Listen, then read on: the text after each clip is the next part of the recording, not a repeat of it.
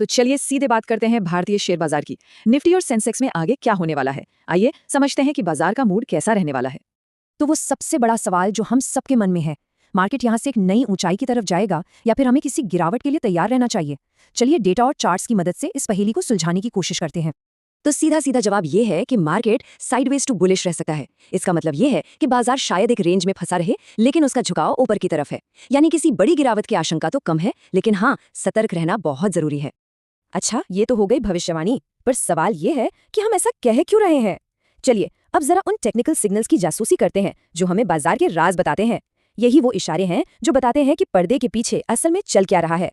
तो हमारा पहला जासूस है बॉलिंजर बैंड। इसको ना एक नदी की तरह समझिए, जिसके दो किनारे हैं। अभी निफ्टी की कीमत इस नदी के लगभग बीचों बीच बह रही है। इसका मतलब है कि बाजार में ना तो कोई जबरदस्त तेजी का मूड है और ना ही कोई घबराहट, एकदम शांत पर अलर्ट वाला माहौल है। अब आते हैं RSI पर, यानी रिलेटिव स्ट्रेंथ इंडेक्स। ये बाजार का एनर्जी मीटर है समझ लीजिए, और ये काफी दिलचस्प है। हाल ही में ये ओवरसोल्ड जोन से बाहर निकला है, मतलब जहां बहुत ज्यादा बिकवाली हो चुकी थी वहां से अब ये ऊपर की तरफ जा रहा है। ये एक साफ इशारा है कि खरीदारों में दम लौट रहा है। और हमारा तीसरा सिग्नल है MACD।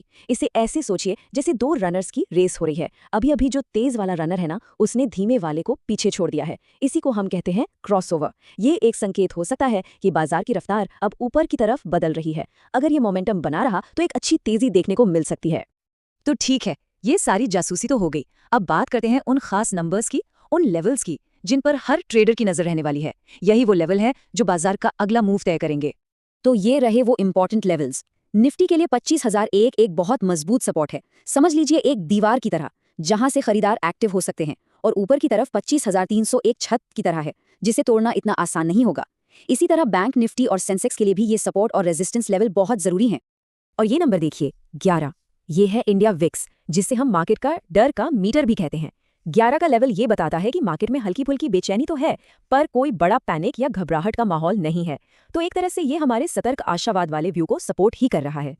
तो इन सारी सिग्नल्स और लेवल्स को देखकर हमारा गेम प्लान क्या होना चाहिए? चलिए एक एक्शन प्लान बनाते हैं ताकि हम मार्केट के उतार चढ़ाव में सही फैसला ले सकें। देखिए, यहाँ से दो रास्ते निकलते हैं। पहला है बुलिश प्लान। अगर निफ्टी 25,550 के ऊपर मजबूती से टिका रहता है तो हमें 25,300 से लेकर 25,500 तक के लेवल्स देखने को मिल सकते हैं। लेकिन अगर बेरिश प्लान एक्टिवेट होता है, यानी निफ्टी 25,000 की वो मजबूत दीवार तोड़ देता है, तो फिर गिरावट 24,900 और यहाँ तक कि 24,450 तक भी जा सकती है। तो दोनों तरफ के लिए तैयार रहना होगा। और हाँ, ये आज की सबसे जरूरी सलाह है। जब तक मार्केट किसी एक दिशा में अच्छे वॉल्यूम या किसी बड़ी खबर के साथ क्लियर ब्रेकआउट नहीं देता, तब तक बहुत एग्रेसिव ट्रेड लेने से बचना चाहिए। याद रखिए, कभी कभी कुछ ना करना ही सबसे अच्छी स्ट्रैटेजी होती है। सही मौके का इंतजार करना जरूरी है। तो चलिए अब इन सभी बातों को समेटते हैं और देखते हैं कि फाइनल तस्वीर क्या बन रही है। तो चार सबसे जरूरी बातें जो हमें ध्यान में रखनी है। पहली, मार्केट का आउटलुक रेंज बाउंड है पर झुकाव ऊपर की तरफ है। दूसरी, निफ्टी के लिए 25,000 का लेवल बहुत बहुत क्रिटिकल है, ये मेक और ब्रेक लेवल है।